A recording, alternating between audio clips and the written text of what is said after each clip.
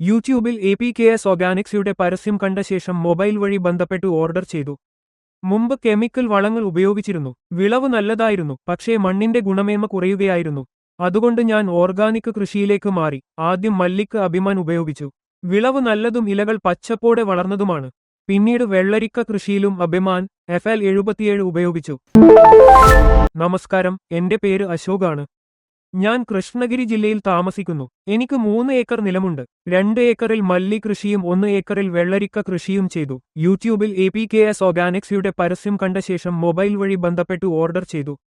മുമ്പ് കെമിക്കൽ വളങ്ങൾ ഉപയോഗിച്ചിരുന്നു. വിളവ് നല്ലതായിരുന്നു, പക്ഷേ മണ്ണിന്റെ ഗുണമേന്മ കുറയുകയായിരുന്നു. അതുകൊണ്ട് ഞാൻ ഓർഗാനിക് കൃഷിയിലേക്ക് മാറി. ആദ്യം മല്ലിക്ക് അഭിമാൻ ഉപയോഗിച്ചു. വിളവ് നല്ലതും ഇലകൾ പച്ചപ്പോടെ വളർന്നതുമാണ്.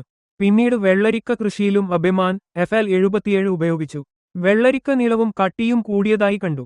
കൊമ്പുകളും പൂക്കളും ആരോഗ്യകരമായി വളർന്നു. വിത്ത് വിതച്ച 10-ാം ദിവസം അഭിമാൻ നൽകി.